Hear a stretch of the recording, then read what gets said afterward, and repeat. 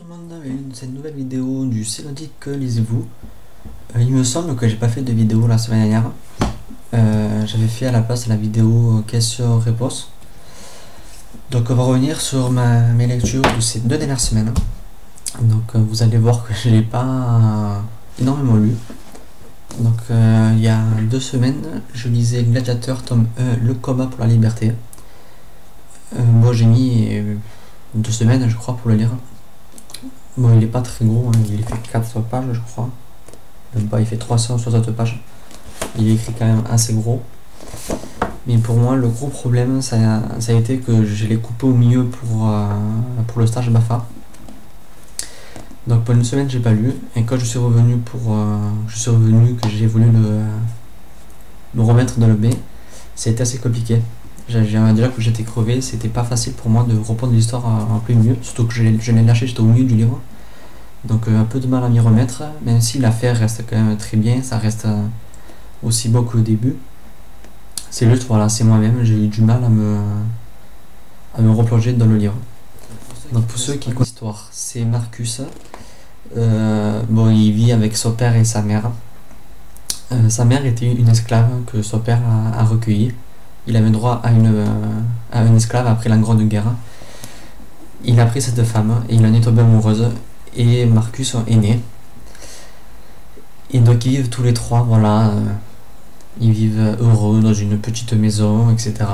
Jusqu'au jour où son père va se faire tuer. Et sa mère et lui, et Marcus, vont se faire enlever pour devenir des esclaves. Ils vont être séparés. Marcus va être acheté par une école de gladiateurs. Donc il va essayer, voilà, déjà à survivre, mais bien entendu. Et voilà, suivre les cours de gladiateurs. Il se dit que c'est peut-être pour rencontrer des gens plus haut gradés et peut-être pour remonter jusqu'à la source de ces problèmes et montrer que voilà, il est fils d'un gros guerrier, d'un gros soldat du pays et qu'il ne mérite pas cette injustice. Il va vite se rendre compte que voilà, l'injustice n'existe pas et qu'il est au même niveau que tous les autres esclaves. Donc voilà, une écriture quand même très jeunesse, mais j'ai vraiment beaucoup aimé. Le style est simple, mais on retrouve facilement dedans. Marcus est un personnage que j'ai vraiment beaucoup aimé suivre. Si franchement, voilà, c'est simple, mais c'est vraiment pas mal du tout. J'ai déjà hâte de lire le second tome. Bon, bien sûr, style jeunesse dit que on se doute facilement de ce qui va se passer. L'affaire, voilà, je m'y attendais. Même si je vous conseille de ne pas lire les titres des prochains tomes.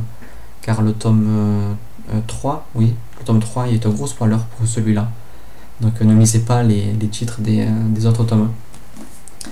Donc voilà, à part ça, franchement, voilà, rien à dire. C'était une bonne lecture. Jeunesse, mais vraiment très agréable. Par la suite, j'ai lu Les 9 gardiennes des arts, tome 1, l'éclosion de Mystica. Donc un e-book, comme vous pouvez le constater, de 250 pages je crois. Oui, 250 pages. Donc merci, un grand merci à Rachel pour cette œuvre. Donc ne le cherchez pas pour l'acheter, il n'est pas encore sorti, il cherche encore une maison d'édition. Mais donc je peux pas vous parler de l'histoire, je parle très succinctement. C'est une histoire d'amour sur fond de fantastique, mais du fantastique totalement innovant. Au départ, voilà, c'est peu long à démarrer le côté fantastique. Je me demandais même s'il y avait du fantastique. Et voilà, au bout de plusieurs chapitres, voilà, commence à y avoir des petites choses, voilà, qui se mettent en place. Et j'ai adoré, franchement j'ai adoré. Le côté fantastique m'a laissé sur les fesses. Je m'attendais vraiment pas à une telle chose. Ça nous laisse rêveurs, ça nous laisse plein d'idées en tête. On voit plus vraiment les choses du même angle par la suite. Voilà, je peux pas vraiment en parler car voilà, le livre n'est pas sorti. Donc voilà, je peux pas dire plus que ça. Je peux pas trop vous parler de l'histoire ni rien. Mais le style d'écriture est vraiment super. Il n'y a rien d'autre à dire, le livre est super, hein, l'histoire est super, hein. On se laisse très très vite emporter, les personnages sont attachants. Le monde fantastique pour moi est le gros point positif du livre. Voilà, c'est loin de tout ce qu'on a vu, tout ce qu'on a lu plutôt. Voilà, c'est innovant, c'est fantastique, mais ça pourrait presque être vrai. Donc voilà, ça nous laisse plein de rêves aux têtes, et le côté, voilà, la partie où ils ont parlé d'Harry Potter, j'avais des étoiles plein les yeux, je sautais sur ma chaise. Donc franchement, voilà, dès qu'il sort, franchement, jetez-vous dessus, je vous tiendrai au courant. Et voilà, franchement, j'ai une chose à dire, vivement le second tome. Et un grand merci à Rachel pour ce livre. Donc, par la suite, mon nouveau livre en cours, Battle Royale. Gros pavé, plus de 840 pages, je crois. 830 pages. Je viens de me spoiler en faisant ça, je suis dégoûté. Voilà, 830 pages, j'en suis ici. Je l'ai commencé jeudi ou vendredi soir, je sais plus. Donc j'ai lu 200 pages. À noter le super marque-page. Donc voilà, des petits PW. J'adore. Ça met un peu de gaieté dans cette histoire très noire. Donc pour ceux qui ne connaissent pas, c'est bon, pour faire simple, pour pas spoiler, c'est un peu comme un Hunger Games dans le principe, juste dans le principe. Ce sont des jeunes qui doivent s'entretuer. Sauf que là, c'est une classe de 3ème qui va être tirée au sort. Enfin, tirée au sort. Je suis même pas sûr que ça soit tiré au sort. Je crois que c'est juste les classes les moins bonnes. Je sais plus. Enfin, voilà, c'est une classe de 3ème. Donc, qui dit classe de 3ème dit des amis de force qui se connaissent depuis leur plus jeune âge. Des amours, de très grandes amitiés. Et ils sont tirés au sort pour se retrouver sur une île et devoir s'entretuer. Il ne doit rester qu'un seul survivant au bout de 3 jours. Donc voilà, il y a des règles assez spéciales. Ils ont tous un collier qui... voilà, s'ils sortent de la zone, le collier explose, donc leur tête aussi. Oui, c'est très gore. S'il n'y a pas de mort au bout de 24 heures, tous les colliers explosent, de tous les survivants. Et si au bout des 3 jours de jeu, il reste plus d'une seule personne, tous les survivants, le collier explose aussi. Donc voilà, c'est très wow. Ça commence fort. Dès le début du jeu, il y a des morts. Même pas dès le début. Avant que le jeu commence, déjà, il y a 2 ou 3 morts. Donc c'est très wow.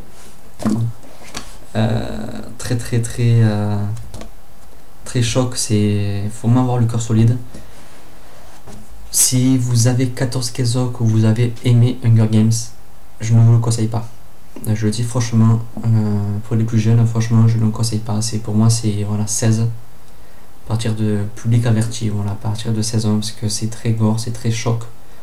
C'est pas Hunger Games où ils disent voilà, telle personne est morte, etc. Là, non. On nous montre chaque mort. Et c'est vraiment un choc, c'est voilà, des coups d'épée entre la tête qui font l'œil, etc. Voilà, si vous avez 14-15 ans, que vous pensez aimer ce livre parce que vous avez aimé Hunger Games, franchement non. Franchement, attendez un peu avant de le lire, parce que plus c'est très bien écrit, c'est très narratif, et on voit vraiment les images. Et franchement non, si vous êtes plus jeune, je vous le conseille pas.